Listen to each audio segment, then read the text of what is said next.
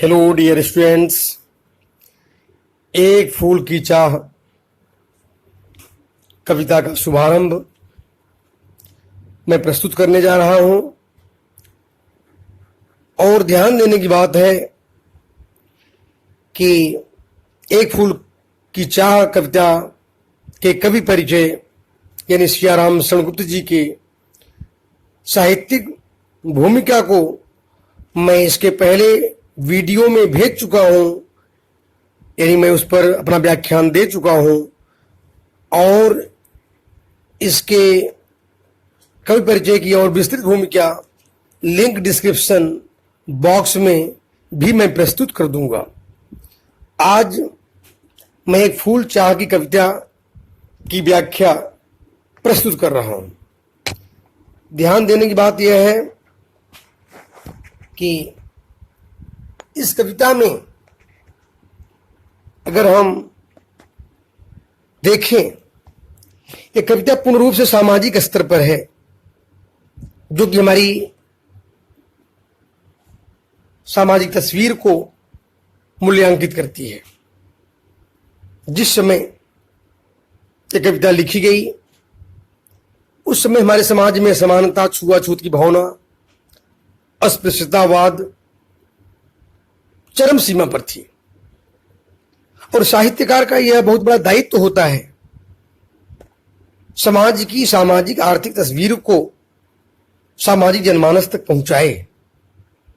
तो विशेष रूप से सियाराम शरणगुप्त जी ने, जो उस समय गांधी जी के आंदोलन में गांधी जी के साथ कंधों से कंधा मिलाकर चल रहे थे, उनकी विचारधारा सत्य, अहिंसा और प्रेम के मार्ग पर अग्रसरित हो रही थी। तो एक फूल की चाह कविता में भी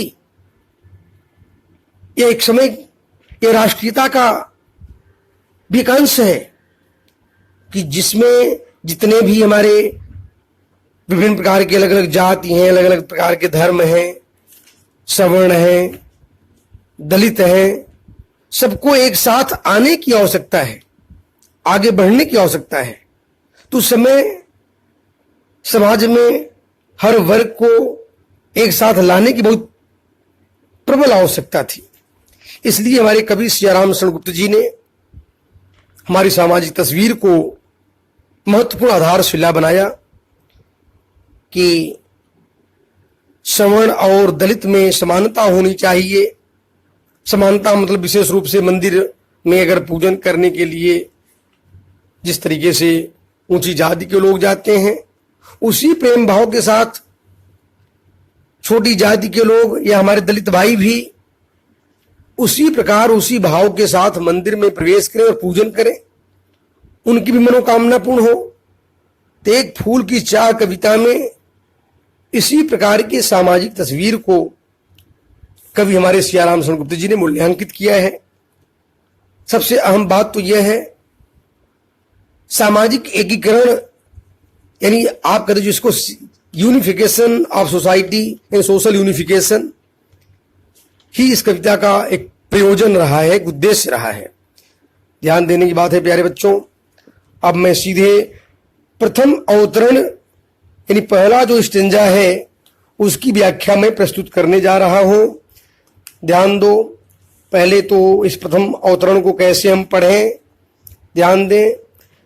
बहुत रोकता था सुखिया को, न जा खेलने को बाहर, नहीं खेलना रुकता उसका, नहीं ठहरती वह पल भर। मेरा हृदय कांप उठता था, बाहर गई निहार उसे, यही मनाता कि बचा लूं किसी भांति इस बार उसे। भीतर जो डर रहा छिपाए, हाय वही बाहर आया। एक दिवस सुखिया के तन को ताप तप्त मैंने पाया। ज्वर में विह्वल हो बोली वह, क्या जानूं किस डर से डर। मुझको देवी के प्रसाद का एक फूल ही दो लाकर। ध्यान देने की बात है मेरे प्यारे बच्चों। कवि सियाराम शरणगुप्त जी यानी कवि एक दलित पिता की भूमिका को उल्लेखित करते हैं। स्वयं एक दलित पिता की तरह अपने आप को इन्होंने पेश किया। वे कहते हैं कि मैं बहुत रोकता था सुखिया को, न जा खेलने को बाहर। ध्यान देने की बात है प्यारे बच्चों, यह गर्मी के मौसम की बात है। दोपहर में विशेष रूप से उत्तर भारत में इतनी प्रचंड गर्मी पड़ती है, वहाँ पर अंधविश्वास, जादू टोना उस समय यह भी अधिक व्याप्त था। दोपहर में खेलने के लिए बच्चे बाहर नहीं निकलते थे, बगीचे में नहीं जा सकते थे कि कहीं वो जादू टोना, भूत प्रेत या अंधविश्वास कहीं अधिक प्रभावशाली थे। इसलिए जहाँ शिक्षा दीक्षा का भाव था, वहाँ अंधविश्वास बहुत प्रबल रूप में छाया हुआ था। इस बात को भी कवि ने कहीं न कहीं दिखाया है कि अपनी उस प्यारी बिटिया को वह दलित पिता रोक रहा है और मना करता है कि बाहर मत जाओ, इस गर्मी में सुनसान स्थानों पर मत जाओ खेलने के लिए। बहुत रोकता था सुखिया को, अपनी प्यारी बिटिया का नाम सुखिया रखा है। लेकिन जीवन में दुख, बहुत सारे दुख भरे पड़े हैं उसके जीवन में, लेकिन नाम को उसने सुखिया रखा और मना करता है कि बिटिया बाहर मत जाना खेलने के लिए। लेकिन बच्चों की आदत होती है ना, वे मानते नहीं, और खास करके जो काम मना किया जाता है उसे अवश्य करते हैं। नहीं खेलना रुकता उसका, नहीं ठहरती वह पल भर, यानी उसका रुकना, उसका खेलना नहीं रुकता था और वह एक पल भी नहीं रुकती थी, बाहर पहुंच जाती थी खेलने के लिए बाकी और बच्चों के साथ में। मेरा हृदय कांप उठता था, बाहर गई निहार उसे। मेरा हृदय उस समय जब कांप उठा कि जब वो बाहर, मैंने उसे देखा, वो खेलने के लिए निकल चुकी थी, बाहर चली गई थी। भगवान से मनाता था कि हे प्रभु, इस बार उसकी जीवन की रक्षा करो, किसी भांति इस बार उसे किसी प्रकार से हमारी प्यारी बच्ची बच जाए, सुरक्षित रहे। मन में बड़ा डर था कि कहीं कोई हवा न लग जाए, कोई जादू टोना की शिकार न बन जाए बच्ची, यानी बीमार न पड़ जाए। ये तमाम प्रकार की बातें हमारे मन में चल रहा था। लेकिन कवि ने कहा, मेरे भीतर, मेरे हृदय पटल पर जो डर था, वही डर बाहर आया। क्या डर था? भीतर जो डर रहा छिपाए, हाय वही बाहर आया। एक दिवस सुखिया के तन को ताप तप्त मैं नहीं पाया। मेरे अंदर जो डर था कहीं मेरी बिटिया बीमार न हो जाए, वही हुआ। अंत में एक दिन मेरी बिटिया बीमार हो गई। मैंने सोचा कि बिटिया बाहर न जाए, खेलने के लिए बाहर चली गई। मन में डर था कहीं बीमार न पड़े, क्योंकि बाहर तो निकल गई है, कहीं भाई वह जो उसमें विचार था कि बाहर निकलेगी बीमार पड़ जाएगी, और वाकई वह बीमार पड़ जाती है। ज्वर में विह्वल हो बोली वह, क्या जानूं किस डर से डर, मुझको देवी के प्रसाद का एक फूल ही दो लाकर। वह ज्वर से ग्रसित हो जाती है प्यारी बिटिया, बहुत तेज प्रचंड ज्वर उसको आ जाता है। वह बोलती है ज्वर में ही कांपते हुए कि हे पिताजी, मुझे एक फूल ला दो, जो सामने का जो मंदिर है, उस सामने के मंदिर में से जो पुष्प चढ़ाया गया है देवी को, उसमें से एक फूल आप मुझको दे दो, मेरा ज्वर ठीक हो जाएगा। मानो उसकी वह मनोकामना थी मंदिर में जाने की, लेकिन आज तक वह मनोकामना पूर्ण नहीं हो पाई थी। आज वह बिटिया जो है वह मनोकामना के रूप में पिताजी से कह देती है। ध्यान देने की बात है प्यारे बच्चों, ध्यान दो। क्रमशः कंठ क्षीणो आया, शिथिल हुए अवयव सारे, बैठा था नव नव उपाय का, चिंता में मैं मन मारे, जान सका न प्रभात सजग से, हुई अलस कब दोपहरी, स्वर्ण घनों में कब रवि डूबा, कब लौटी संध्या गहरी। सभी ओर दिखलाई दिवस, अंधकार की ही छाया, छोटी सी बच्ची को ग्रसने कितना बड़ा तिमिर आया। ध्यान दो, दो अवतरण की व्याख्या में दूसरे अवतरण की प्रस्तुत कर रहा हूं।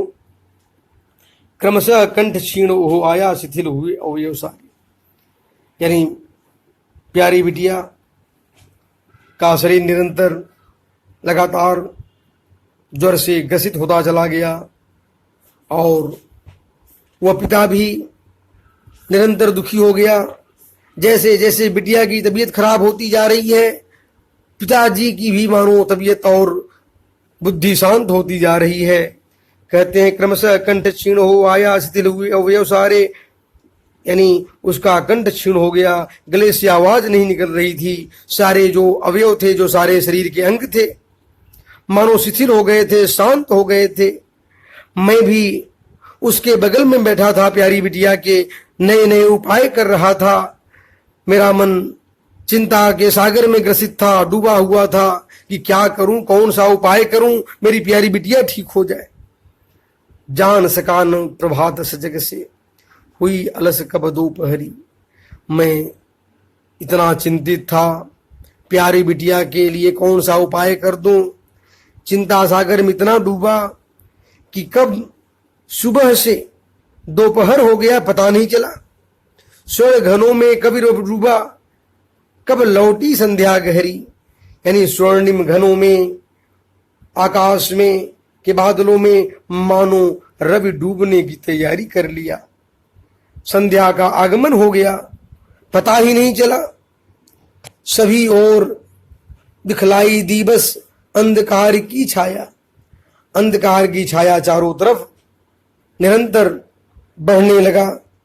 यानी जैसे रात्रि का आगमन होने लगा, ऐसी स्थिति चारों तरफ व्याप्त हो गई।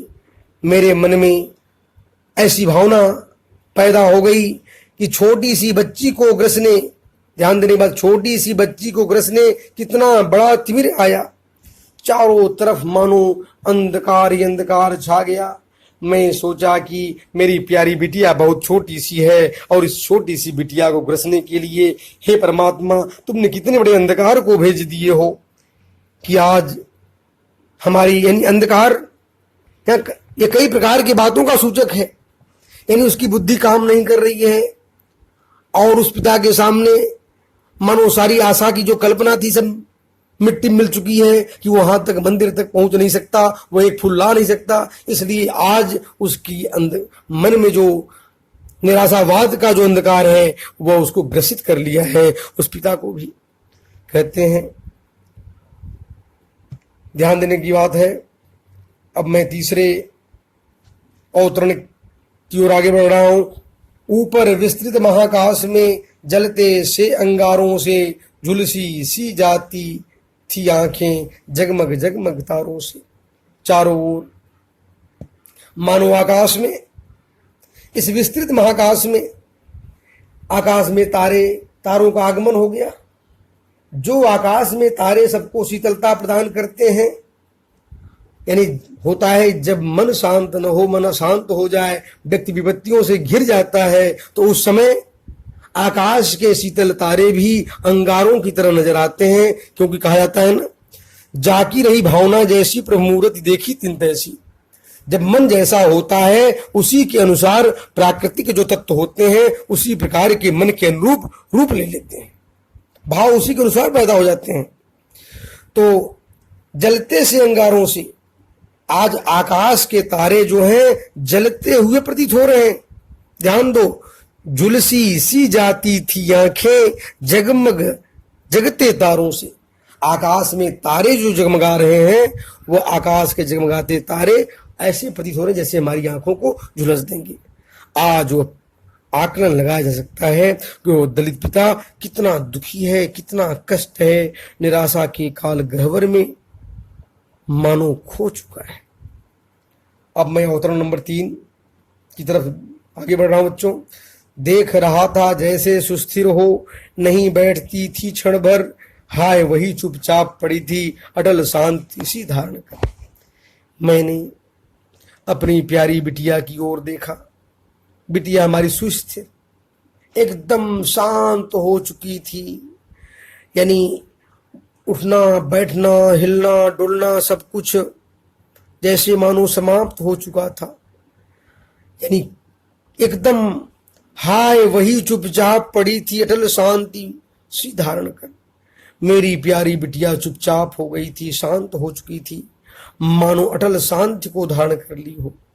यानी अब वह बोलेगी नहीं, ऐसा मुझे प्रतीत हो रहा था। पूर्ण रूप से शांत हो गई थी। आज मन बड़ा दुखी था। सुनना यही चाहता था मैं, उसे स्वयं ही उकसाकर, मुझको देवी के प्रसाद का एक फूल ही दो लाकर।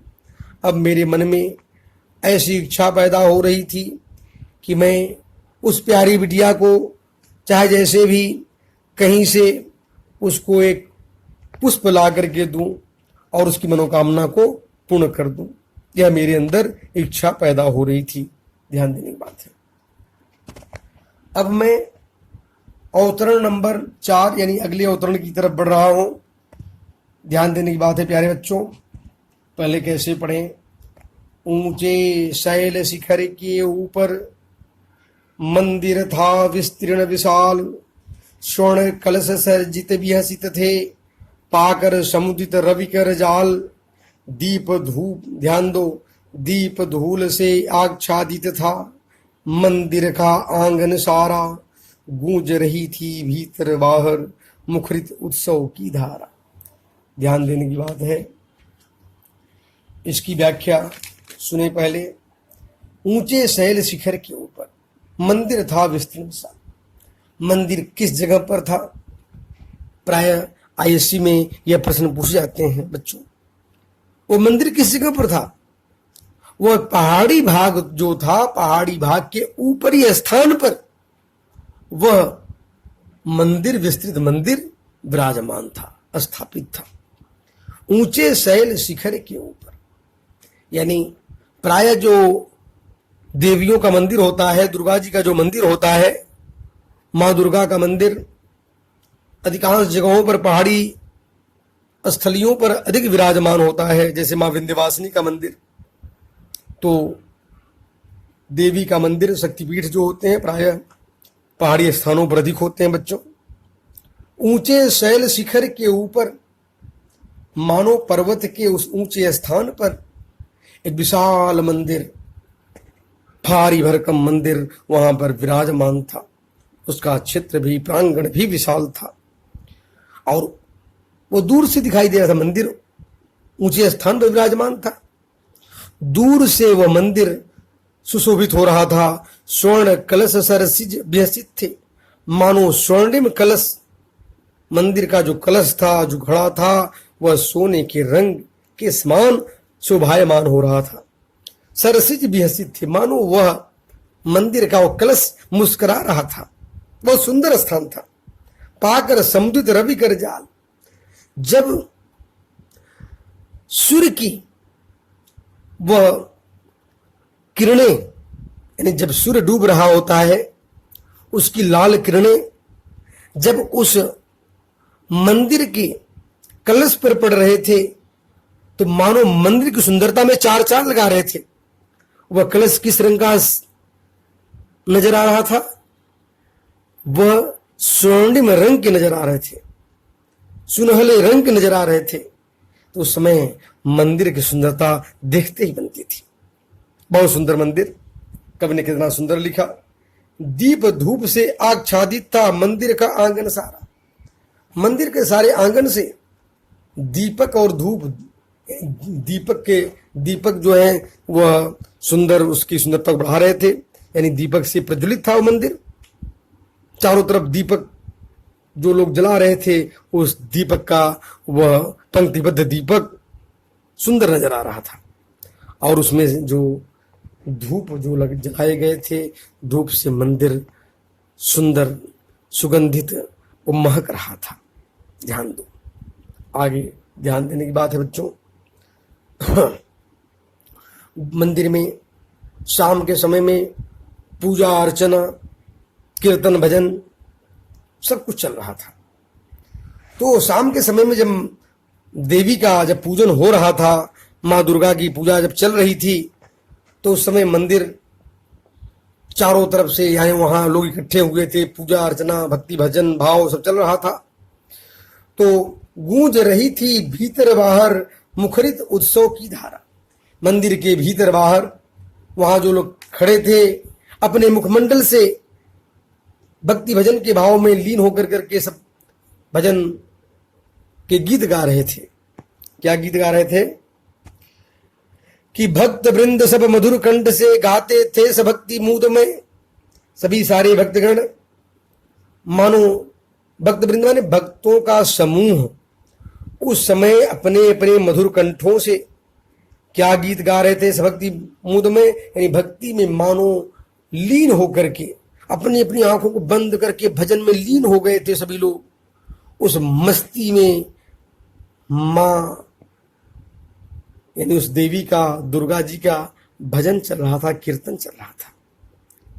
ध्यान देने की बात है, आरती हो रही थी। क्या आरती हो रही थी? पतित पाप तारणी पाप हारणी माता तेरी जय जय जय। हे पतित तारणी, पतितों को पापियों को उद्धार करने वाली, हे पापों को हरने वाली माता तेरी जय हो।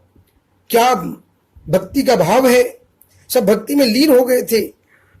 क्या पतित तारणी तेरी जय जय मेरे मुख से भी निकला। वह बेचारा जो दलित पिता, जो उस मंदिर में एक फूल की चाहत को लेकर जो उस मंदिर के प्रांगण में प्रवेश किया था, वह बेचारा दलित पिता भी सब लोग गा रहे थे, वह भी गा दिया मां तेरी जय जय हो। और बिना बढ़े ही मैं आगे को जाने किस बल से निकला। यानी मंदिर में भीड़ थी, सब लोग अपने अपने प्रसाद को, अपने अपने फूल को ले जाकर के मंदिर के पास चढ़ा रहे थे। भीतर से लंबी जो पंक्ति थी ठेल ठाल कर मुझे आगे पहुंचा दिया। मैं भी पता नहीं किस बल से, पीछे वालों के बल से, शक्ति से मैं आगे पहुंच गया। मैं भी अपना फूल वगैरह मां अम्बे के चरणों में पुजारी को सौंप दिया। मेरे दीप फूल लेकर मैं अगले अवतरण की तरफ बढ़ रहा हूं। बच्चों ध्यान दें, अगले अवतरण में क्या है? मेरे दीप फूल लेकर वे अम्बा को अर्पित करके दिया पुजारी ने प्रसाद, जब आगे को अंजलि भर के भूल गया उस काले ना झट परम लाभ सा पाकर मैं। सोचा बेटी को मां के ए पुण्य पुष्प दूं जाकर मैं। ध्यान देने की बात है बच्चों, मैंने सब लोग दीपक और फूल ले जाकर करके मां अम्बे के चरणों में अर्पित कर रहे थे। मैं भी अपना जो दीपक था, जो फूल था, जो प्रसाद था, मैंने भी अंजलि भर के दोनों हाथों में प्रसाद को लेकर, फूल को लेकर के अंजलि भर के मैंने पंडित जी को मैंने प्रदान किया। पंडित जी ने भी मुझे वह फूल और फल प्रसाद चढ़ा कर करके फिर मुझको समर्पित किया, उन्होंने समर्पित कर दिया। भूल गया उसका लेना झट परम लाभ सा पाकर मैं। लेकिन जैसे मेरी मंदिर में जाने की आदत तो थी नहीं, और मैंने यानी जैसे जो लोग रोज जाते हैं, प्रतिदिन जाते हैं मंदिर के प्रांगण में, तो वे लोग तुरंत अपने प्रसाद को ले लेते हैं, लेकिन उसको सब सारी बातें मालूम नहीं थी। तो वह थोड़ी देर के लिए भूल गया वह प्रसाद को लेना, और परम प्रसाद को लेने में भूल कर दी, थोड़ी देरी कर दी। सोचा बेटी को मां के पूर्ण पुष्प दूं जाकर मैं। तब मैं सोच रहा था कि अब मैं यानी अपनी कामनाओं में, कभी वो मंदिर में तो गया नहीं था, अपनी कामनाओं में थोड़ी देर के लिए वो डूब गया कि आज मेरी मनोकामना पूर्ण होने जा रही है, मैं प्यारी बिटिया को मंदिर का प्रसाद और फूल ले जाकर करके दूंगा, धन्य हो जाएगी मेरी प्यारी बिटिया, बहुत खुश हो जाएगी। लेकिन होता क्या है, वह दलित पिता किस दुख के सागर में डूब जाता है। यानी थोड़ी देर के लिए उस मंदिर में जो सामाजिक असमानता का, अस्पृश्यता वाद की का शिकार बन जाता है बेचारा वह दलित पिता कवि ने किस भाव में दिखलाया है, ध्यान दो। अब मैं अगले अवतरण की ओर पहुंच गया हूं बच्चों। सिंह पौर तक भी आंगन से नहीं पहुंचने मैं पाया, सहसा यह सुन पड़ा कि कैसे यह अछूत भीतर आया। पकड़ो देखो भाग न जाए, बना धूर्त है यह कैसा, साफ स्वच्छ परिधान किए हैं भले मनुष्यों के जैसा। कवि उस दलित पिता के कष्ट को बतला रहा है कि सिंह पौर तक भी आंगन से नहीं पहुंचने में पाया। जो मंदिर का सिंह द्वार था, फूल और प्रसाद लेकर के मैं आगे बढ़ा, वहां तक पहुंच नहीं पाया था। तब तक क्या होता है, सहसा उसी में से किसी ने देखा, मुझे पहचान भी लिया कि ये आदमी कैसे मंदिर के अंदर आ गया। आवाज आती है, सहसा यह सुन पड़ा कि कैसे यह अछूत भीतर आया। किसी एक व्यक्ति ने उस भीड़ में से कहा कि यह अछूत आदमी, यह छोटी जाति वाला दलित आदमी मंदिर के प्रांगण में कैसे प्रवेश किया। अब तो यह सुनकर मेरे तो होश उड़ गए। उसी में से आवाज आती है उस भीड़ में से, पकड़ो देखो भाग न जाए, बना धूर्त है यह कैसा। देखो यह धूर्त जो है, छल कपट करने वाला यह व्यक्ति, यह दलित आदमी भागने न पाए। अब सारे भीड़ इकट्ठा हो जाती है। साफ स्वच्छ परिधान किए हैं भले मनुष्यों के जैसा।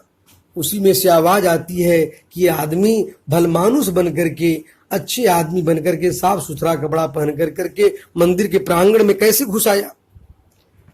और पापी ने मंदिर में घुसकर किया अनर्थ बड़ा भारी, कलुषित कर दी है मंदिर की चिरकालिक शुचिता सारी। यानी उसी में से यह आवाज आती है, इस पापी ने मंदिर में घुस करके, मंदिर में आकर के बहुत भारी अनर्थ किया, बहुत बड़ा पाप किया है। इस व्यक्ति ने कलुषित कर दी, अशुद्ध कर दी है मंदिर की जो पवित्रता थी, प्राचीन काल से जो पवित्रता चली आ रही थी। इस दलित व्यक्ति ने मंदिर की पवित्रता को नष्ट कर दिया। अब बेचारा वह दलित व्यक्ति इस बात को सुन करके कैसे हैरान हो जाता है। इस भाव में हम देखें, इस अवतरण में देखें, वह क्या सोचता है दलित पिता। क्या मेरा कलुष बड़ा है देवी की गरिमा से भी, किसी बात में मैं हूं मैं आगे, किसी बात में हूं मैं आगे माता की महिमा के भी।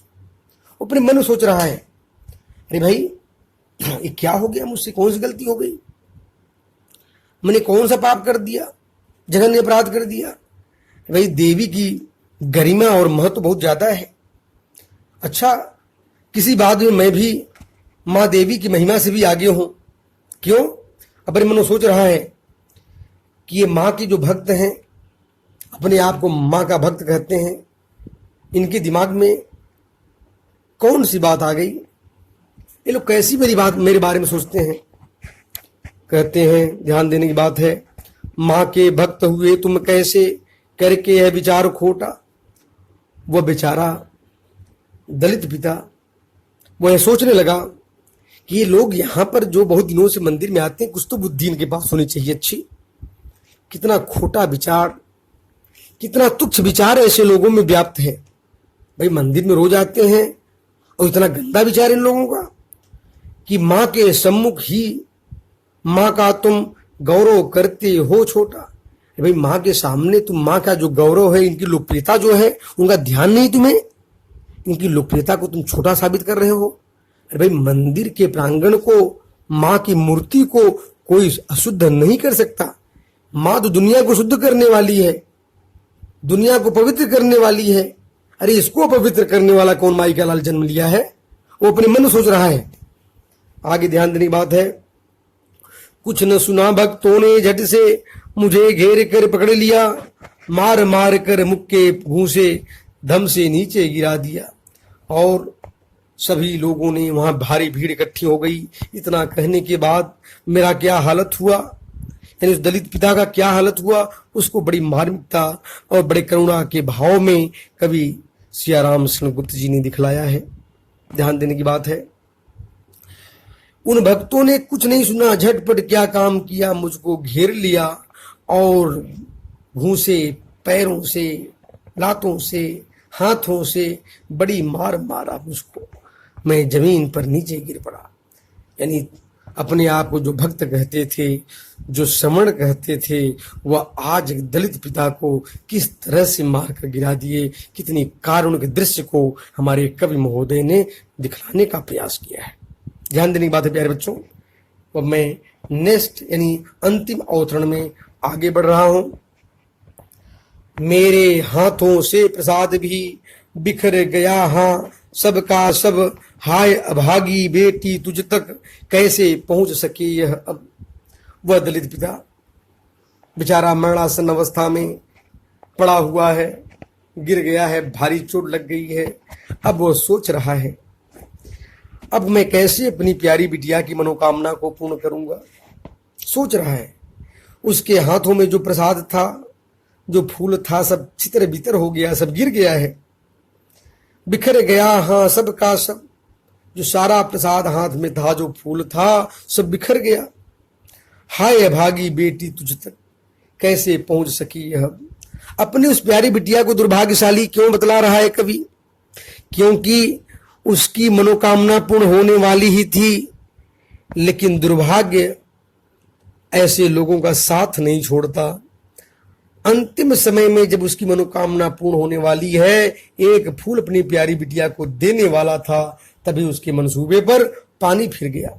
लोगों ने इतनी मार मारा कि वह बेचारा जमीन पर पड़ा हुआ है और मनोकामना कर रहा है कि यह फूल जो है, एक फूल जो मेरे हाथों से बिखर चुका है, यह प्रसाद कैसे मेरी प्यारी बिटिया को तक पहुंचेगा, मेरी मनोकामना कैसे पूर्ण होगी, बिटिया की मनोकामना, उसकी मनोलालसा कैसे पूर्ण होगी। वह इस तरह की बातों को वह मन में सोच रहा है। अंतिम बार गोद में बेटी तुझको ले न सका मैं, हाँ। अब वह सोच रहा है, मेरी प्यारी बिटिया का पता नहीं क्या हो गया। अब मैं, आज वह मरणासन अवस्था में प्यारा पिता जो है पड़ा हुआ है, वह अंतिम बार मानो रो रहा है, बिलख बिलख कर। हे प्यारी बिटिया, मैं तुझे, हर पिता की कामना होती है कि कम से कम प्यारी अंतिम समय में जो मरणासन अवस्था में प्यारी बिटिया पड़ी हुई थी, उसको एक बार गोद में ले लेता, एक बार दुलार कर लेता, एक बार प्यार कर लेता, तो शायद उसकी मनोकामना पूर्ण होती या उसको कोई थोड़ी सी शांति तो मिलती कम से कम। लेकिन आज वह जो प्यारा पिता और दलित पिता है, कितना दुखी है। उसकी आंतरिक भावना को हम समझ सकते हैं, उसकी कारुणिक भावना को समझ सकते हैं। ध्यान दो, एक फूल मां के प्रसाद का तुझको दे न सका मैं यहाँ।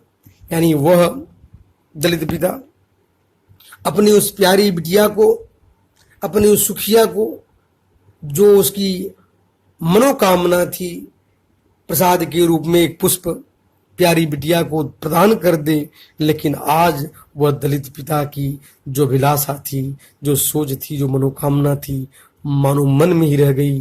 अपनी प्यारी बिटिया को एक पुष्प दे न सका। इस तरीके से मेरे प्यारे छात्रों, ध्यान देने की बात है। एक दलित पिता की जहां कारुणिक भावनाओं को लेखक ने, यानी हमारे कवि सियाराम सेनगुप्त जी ने जहां उल्लेखित किया है, वहीं दूसरी ओर इस कविता में सामाजिक जो छुआछूत की भावना थी, दलितों के प्रति जो, यानी उच्च वर्ग में जो एक सामाजिक जो सोच था, इस सोच को कवि ने दिखलाया है। हमारे समाज में एकीकरण की भावना तभी होगा, समाज और राष्ट्र तभी विकास के मार्ग पर बढ़ेगा, जब तक समाज के हर वर्ग, समाज के हर संप्रदाय, हर जाति एक हो करके सामाजिक स्तर पर जब तक आगे नहीं बढ़ेंगे, अपने आंतरिक मतभेद को जब तक नहीं भुला देंगे, तब तक समाज और राष्ट्र का विकास नहीं होगा। विशेष रूप से धार्मिक जगहों पर कवि ने यह भी व्यक्त करने का प्रयास किया, हमें अपने यानी जो सवर्ण और दलित के बीच जो मतभेद है उसे में भूल कर करके यानी मंदिर के प्रांगण में पहुंचे, धार्मिक रूप से समाज का विकास करें, राष्ट्र का विकास करें। यही कवि का मूल यहाँ पर आशय है। छुआछूत की भावना को नष्ट करना ही इस कविता का मूल प्रयोजन है। धन्यवाद। एक बात याद रखें बच्चों कि इस जो समय समय पर कविता का आनंद लेने के लिए इसका सब्सक्राइब अवश्य करें, ताकि आप भी कुछ आनंद लें और लोगों को भी आनंद प्रदान करें। धन्यवाद।